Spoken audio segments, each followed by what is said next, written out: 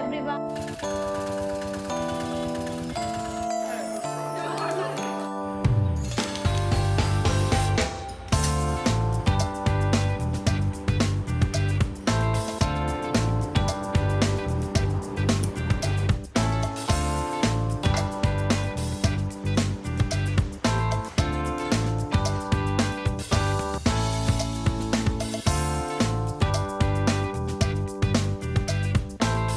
Hello everyone, आज है रथ यात्रा। तो रथ यात्रा की आप सबको बहुत सारी शुभकामनाएं। एंड आज मैं साड़ी पहन के रेडी हो गई हूँ। आप लोग सोच रहे होंगे मैं साड़ी क्यों पहन ली हूँ आज। तो आज हम जा रहे हैं, हमारे पहचान में एक भाभी है, उनके यहाँ पे गृह प्रवेश है। तो आज हम वहीं जाने के लिए रेडी हुए हैं और अभी हम सब रेडी हो चुके हैं, अभी निकलने ही वाले हैं। और मैंने उनको गिफ्ट में आज क्या लिया है देने के लिए दिखाती हूँ। ये है गोपाल जी और आसन, ये देखिए। इसे तो मैंने पूरा खोला नहीं है क्योंकि गिफ्ट देना है, थोड़ा सा खोल के दिखाती हूँ। तो ये है गोपाल जी और ये है आसन। तो यही मैं आज इनको गिफ्ट कर रही हूँ। अब हम निकलते हैं भाभी के घर के लिए। ऑलरेडी बहुत लेट कर चुके हैं एंड अभी हम पहुंच चुके हैं भाभी के घर। और यहाँ पे हमको मिल गई है टिल्ली रानी। मैंने इसका नाम रखा है टिल्ली, वैसे तो उसका नाम सृष्टि है और ये उसकी सृष्टि की मम्मी है। हम दोनों काफ़ी अच्छे फ्रेंड हैं और हम दोनों पहले पड़ोस में ही रहते थे, बिल्कुल अगल बगल में ही हम दोनों का घर था। अभी थोड़े दूर हो गए हैं और ये भाभी जी भी हमारे घर के पास में ही। हम तीनों का घर लाइन से था, एक के बाद एक, बस तीनों लाइन से रहते थे और हम तीनों की बहुत अच्छी बनती थी। तीनों सब अलग ही अलग हो गए हैं तो कोई बात नहीं, लेकिन अच्छी बॉन्डिंग है तो हम एक दूसरे से मिलते रहते हैं। तो यहाँ पे हम लोगों ने लंच वगैरह कर लिया था और केक कटिंग का कार्यक्रम होने वाला था। एंड ग्रीन सूट जो पहनी थी वो भाभी जी की बेटी थी और पहले आप लोगों ने जो देखा वो भाभी जी थी जिनके घर में पूजा हुआ। यही भाभी जी हैं जिनके घर में पूजा हुआ है। तो यहाँ पे केक कटिंग का कार्यक्रम चल रहा है।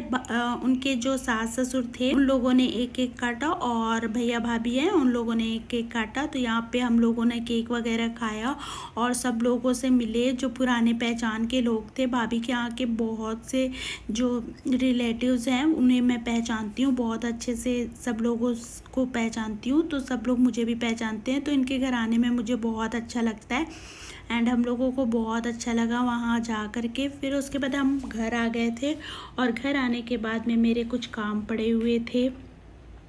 मैंने कुछ बर्तन धो के रखे थे, जो डिब्बे खाली हो गए थे, सामान रखे थे मैंने, वो सारे डिब्बे खाली हो चुके थे। तो मैंने अच्छे से वॉश कर लिया और मेरे सारे डिब्बे कितने अच्छे चमचमा रहे हैं, एकदम चांदी की तरह चमक रहे हैं, देख रहे हैं ना। मैंने किसी और चीज़ से नहीं, सिर्फ विम जेल जो होता है उसी से साफ़ किया है। तो यहाँ पे मेरी चाय पत्ती पूरी ख़त्म हो गई थी, चाय पत्ती डाल दिया और चीनी भी मैंने डाल दिया है। चीनी थोड़ी बची हुई थी बट मैंने सोचा कि उसका कंटेनर साफ़ कर लेना चाहिए, सब एक साथ ही कर लूँ। तो चीनी, चाय पत्ती और कॉफ़ी का जो कंटेनर था वो स्पाइस बॉक्स थे, सारे मैंने साफ़ कर लिए अच्छे से और पूरे फिल कर दिए हैं, सब मेरे फिल कर लिया है।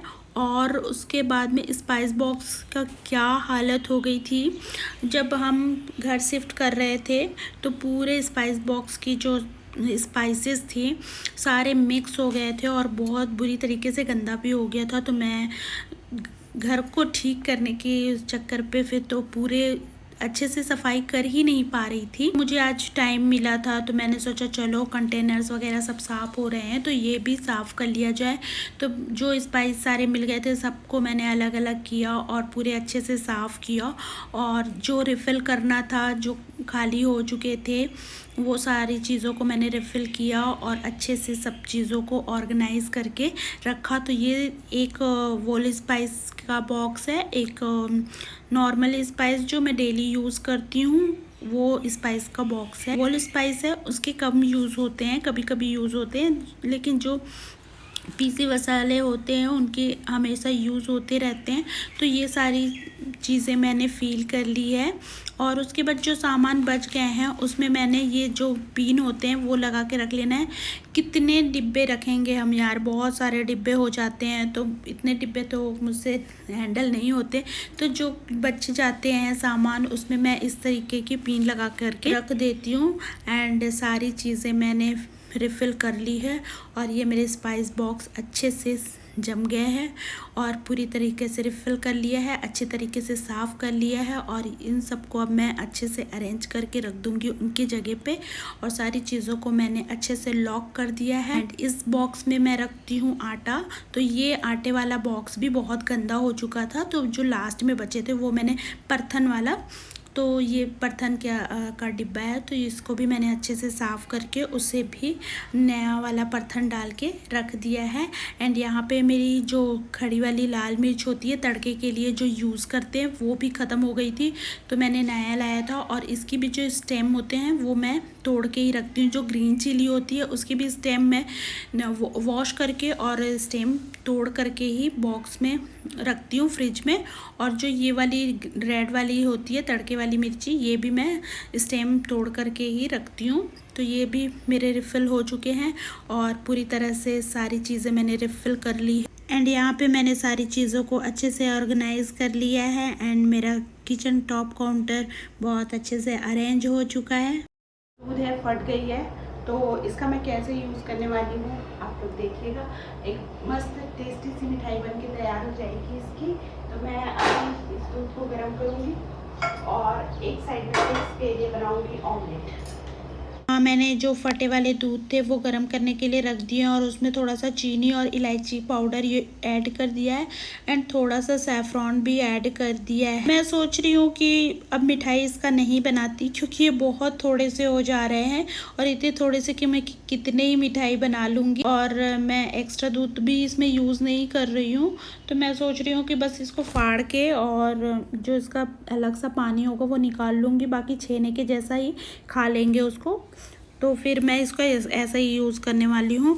एंड पिक्स के लिए एक ही ऑमलेट बना रही हूँ, तो मैं अलग से उसका बैटर नहीं बनाई हूँ। बस पैन में ऑमलेट एग को फोड़ के डाल दिया है, ब्लैक पेपर और सॉल्ट और थोड़ी सी रेड चिली डाल दी है। ऑमलेट तैयार उसका नॉर्मल ये ऑमलेट बनाया है। एंड ये देखिए दूध को फाड़ लिया था मैंने और अच्छे से उबाल लिया था। उसके बाद उसके पानी अलग से निकाल लिए थे और पानी निकलने के बाद देखिए कितना अच्छा छेना तैयार हुआ है। अब बताइए इतने से का मैं क्या मिठाई बनाऊं, तो मैं नहीं बना रही हूँ, उसे हम ऐसा ही खा लेंगे। और बहुत टेस्टी भी लगा था वो ऐसा ही खाने में, मिठाई बनाने से तो और भी अच्छा लगता। एंड ये हमारी मास्टर शेफ़ रेडी हो गई है। ये एप्रन उसने खुद से बनाया है। एंड ये सारी चीज़ें लेकर के आ गई है और फ़ोटो शूट करने के लिए कह रही है, तो मैंने उसका फ़ोटो शूट कर दिया एंड वीडियो वगैरह सारी चीज़ें बना दी। चुका है रात का टाइम और मैं आ गई हूँ डिनर बनाने के लिए। तो यहाँ पे मैं बना रही हूँ चीज़ पराठा। मेरे पास रखी हुई थी चीज़ स्लाइस, इसलिए मैंने चीज़ स्लाइस यूज़ कर लिया है। अदरवाइज़ अब मोज़रेला चीज़ से भी चीज़ पराठा बनाते हैं तो बहुत अच्छा लगता है। एंड यहाँ पे मैंने चीज़ स्लाइस रख दिया। एकदम सिंपल है चीज़ पराठा बनाना और टेस्टी भी लगता है। तो यहाँ पे मैंने चीज़ स्लाइस रख दिया है। एंड ऑरिगेनो या मिक्स आप यूज़ कर सकते हैं। चिली फ्लेक्स थोड़ा सा ऐड कर दीजिए, बहुत अच्छा टेस्ट लगता है। तो यहाँ पे मैंने ऑरिगेनो और चिली फ्लेक्स ऐड कर दिया है और एक चीज़ का स्लाइस डाल दिया है और चारों तरफ से अच्छे से फोल्ड करके, जिससे चीज़ मेल्ट होके निकले ना, तो फिर वहाँ पे मैंने अच्छे से फोल्ड करके बेल लिया है और एकदम फुले फुले से पराठे बनते हैं। और दोनों साइड से बहुत अच्छे से सेक लिया है, तो बहुत क्रिस्पी से और फुले फुले से बहुत अच्छे पराठे बने थे। एंड यहाँ पे हमारी मास्टर शेफ़ फिर से आ गई है। उसने कहा कि मुझे अपने पराठे खुद से बनाने, तो वो अपने लिए पराठा खुद से बना रही है। ये देखिए मास्टर शेफ़ हमारी, हमेशा इसको कुकिंग में आगे आना होता है और अपने पराठे खुद ही बना रही है। एंड अब पिक्स इतना इंटरेस्ट लेती है कुकिंग में, मतलब कुछ भी कुकिंग करूँ ना उसको करना ही होता है। और पढ़ाई करने बोलूँ तो पढ़ाई आजकल तो बिल्कुल भी नहीं हो रही है। ऐसे तो पढ़ाई कर लेती है, बट आज कल छुट्टियां चल रही है तो बिल्कुल उसको पढ़ाई से मन ही हट गया है और बस कुकिंग ही करना होता है। भगवान जाने कब से पढ़ाई स्टार्ट करेगी, जल्दी ही मुझे उसकी पढ़ाई करानी होगी। अदरवाइज़ कुकिंग में ही बहुत ज़्यादा इंटरेस्ट लेने लगेगी और पढ़ाई नहीं होगी। चलिए, तो हो गया हमारा डिनर टाइम। और वीडियो पसंद आई हो तो एक लाइक ज़रूर कीजिएगा। मिलते हैं बहुत जल्द नेक्स्ट वीडियो में, तब तक के लिए बाय, गुड नाइट।